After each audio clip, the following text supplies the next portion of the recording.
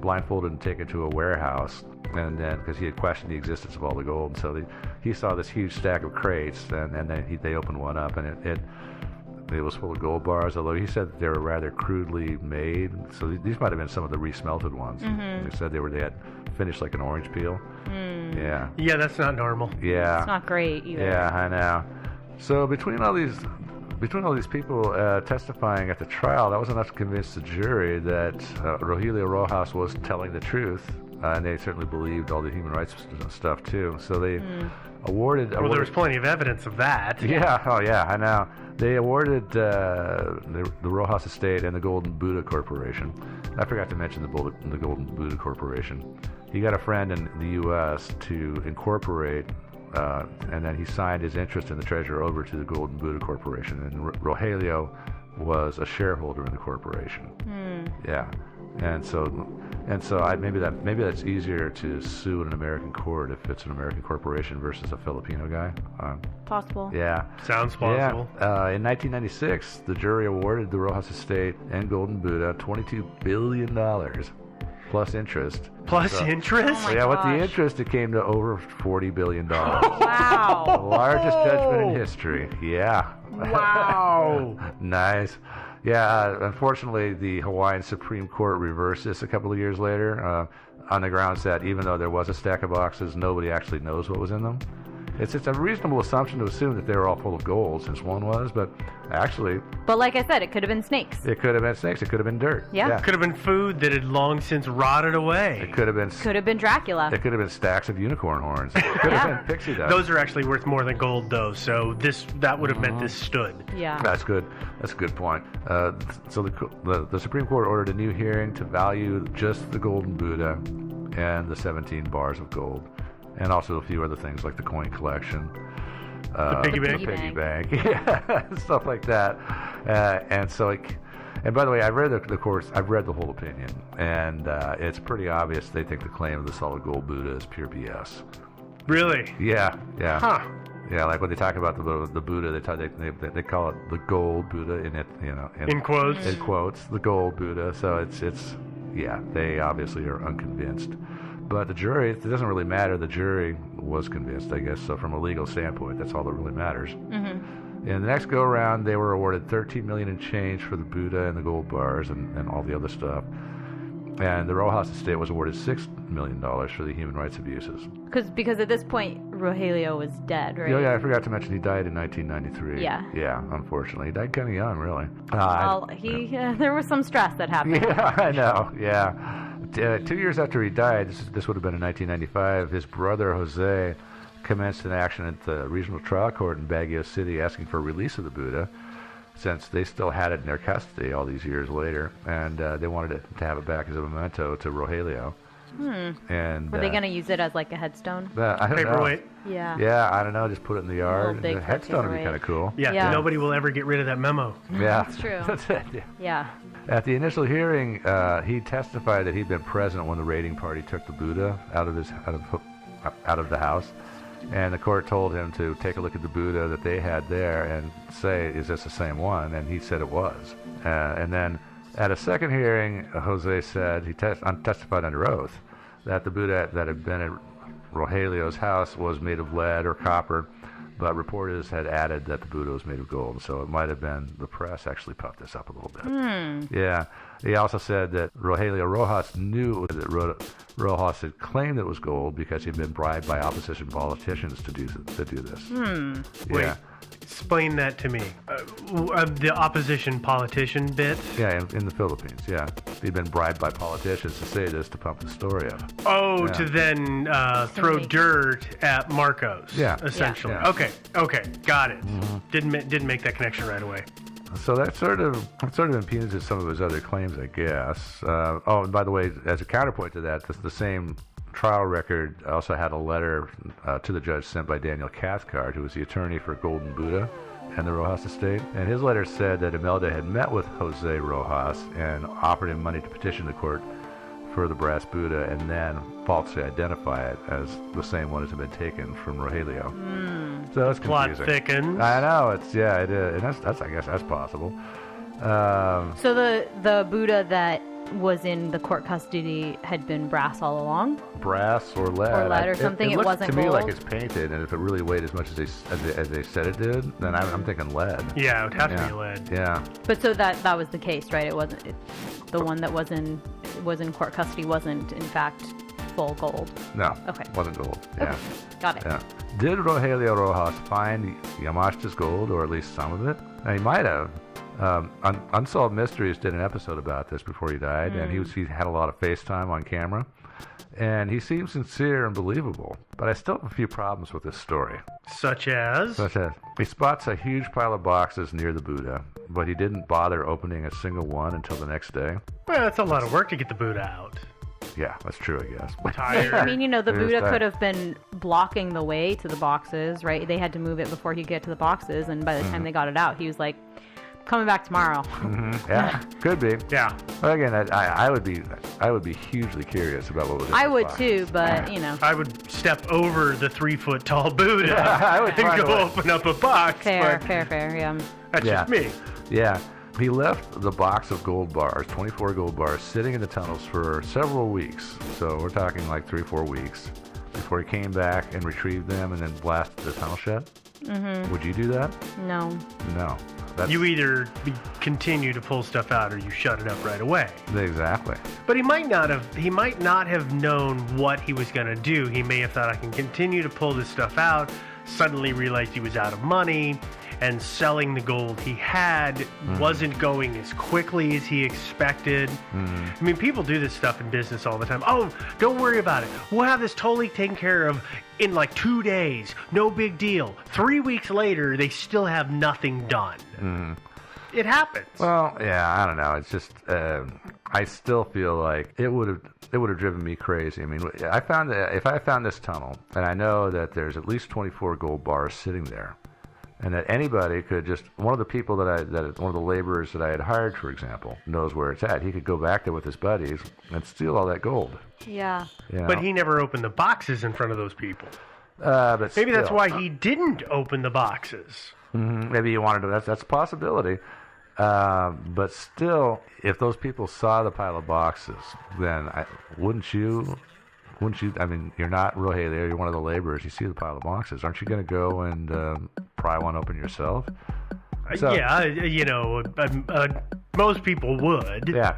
So I'm just saying this is from if I were Rogelio, I would not be able to sleep, knowing that this tunnel was open and that the people that had seen the pile of boxes could go back at any time and take them, or knowing that some random dude could just come along and discover the opening and go in there and discover and take all this stuff. I You know, agree. I wouldn't be able to sleep, and yet he went several weeks Yeah, I with agree. just leaving all the gold in there. Okay, so I think, as we've done in the past, we're presuming that the crew is with him and in there working the entire time and therefore intimately familiar with everything that's going on, when in fact they were hunting around in a bunch of frickin' caves for weeks on end. Yeah, that's true. And it They is might possible that once he found the concrete bit that he had to break through, that he was like, oh, well, I don't want to pay anybody else to do it. I'll just swing a sledgehammer for a day, and broke through it himself.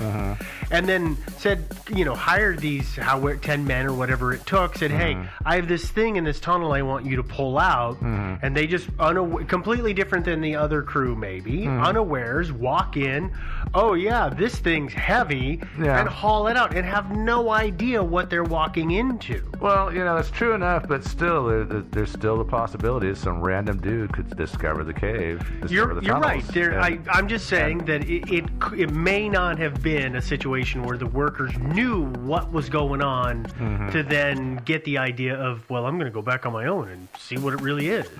Yeah, maybe not. I don't know, but I still would not have left that pile of gold sitting there. Oh, for no, long. me either. No, I mean, I don't think anybody would. You'd have to be guano crazy to do that. Yeah, pretty much. I think so. Yeah. Next, he was trying to sell the Buddha to raise funds to finance the removal of the boxes of gold bars in the tunnel. But he sold 7 gold bars. That should have netted him a big punch of money. Yeah, should have. Unless he got swindled. Well, or didn't know the value of the gold he was getting. Oh, I'm sure. Or it wasn't high quality gold. I mean, there's a bunch of ores here. Well, I'm sure he had to sell it at a discounted price. I'm sure he didn't get full gold value for it. But it may In that not have quantity. been 22 or 24 karat gold. It could have been low quality gold, which therefore is worth less money. Yeah, but still, it would have been worth quite a bit. It would have These- been worth a chunk of these change, were- but then if you say it's low quality and then you're selling it at a cut rate, and then you don't really know what that cut rate should be, so your gold buyer, who's kind of a swindly little guy, knocks you down even more. You could be getting, 10 or 20% of what the value of what you're selling is. Which would I mean, still it be, still should have been enough to fund some more hauling out of stuff. I agree. Especially since my question is like, why not just do a couple bars a day? You just walk over to your little cave, right? I mean, the impression I have is it was close to his home.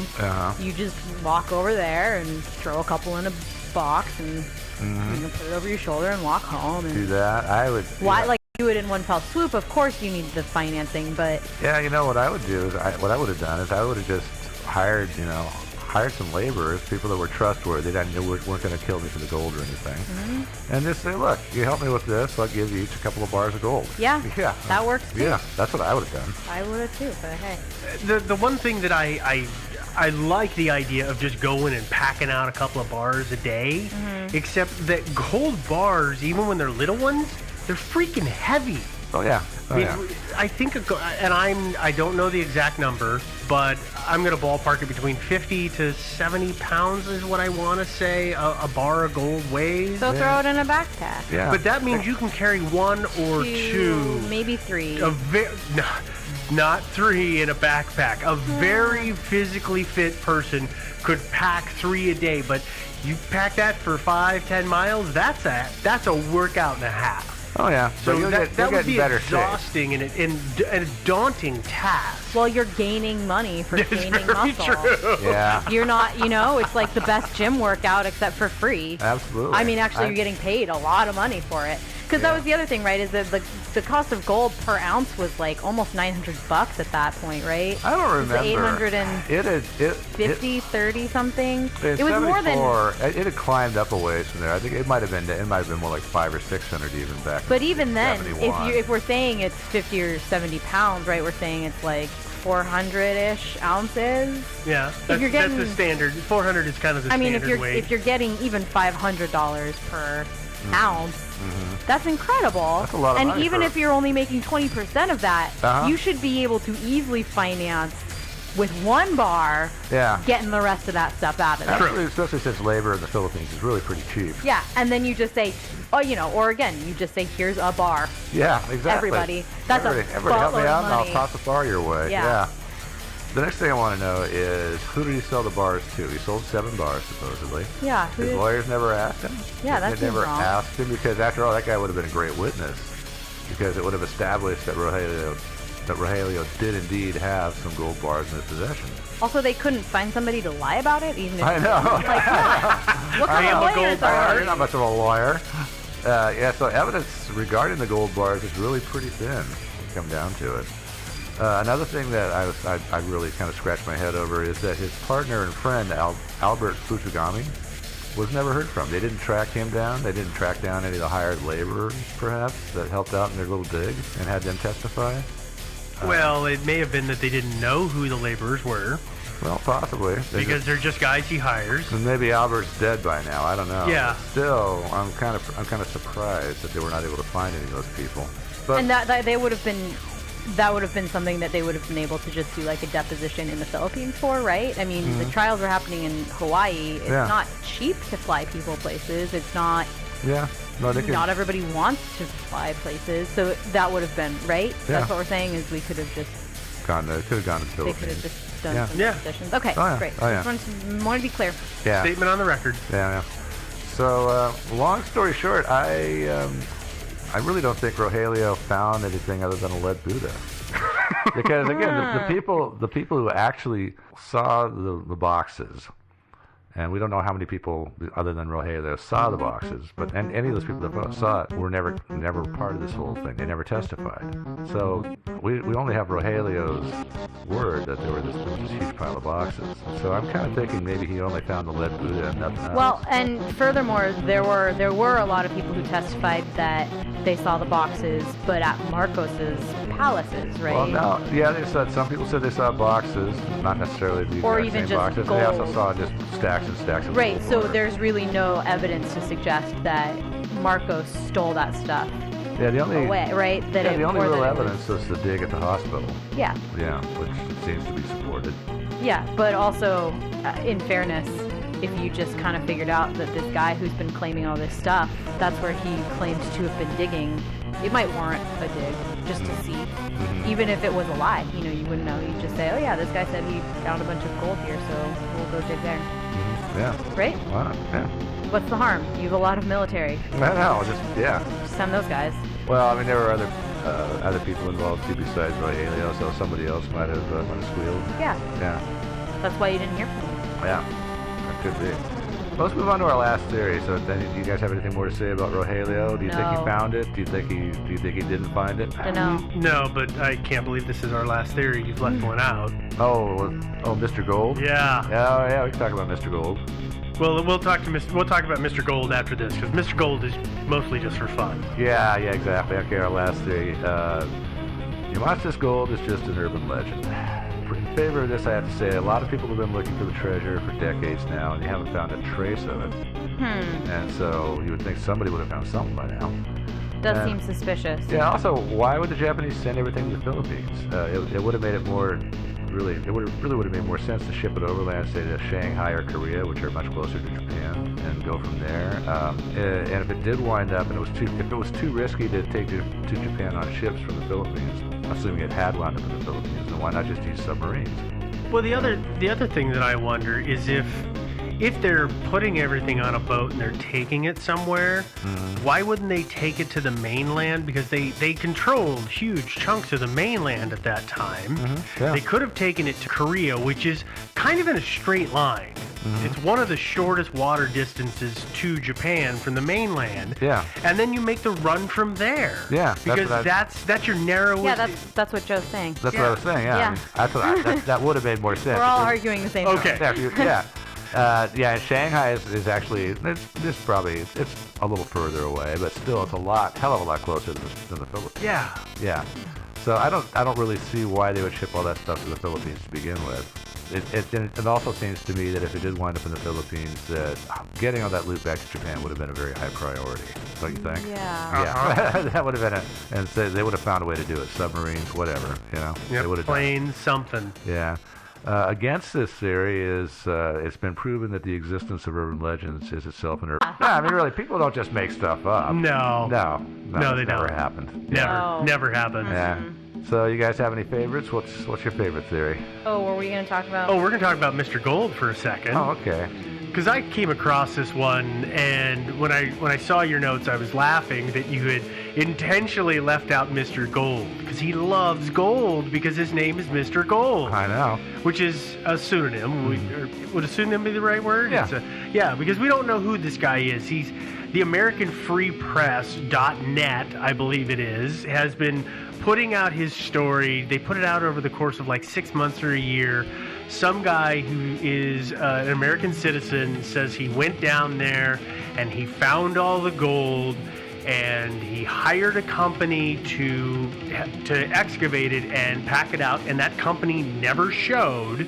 Years later, he gets some of it, and then suddenly the feds show up at his door because his name is on record with this other company, the one that never showed up, which, by the way, the name of the company is BIM Incorporated, which the BIM is in capital letters, but if you look at it and you flip it around, because I do word jumbles all the time, it's MIB, as in Men in Black. Yeah. Men in Black Incorporated.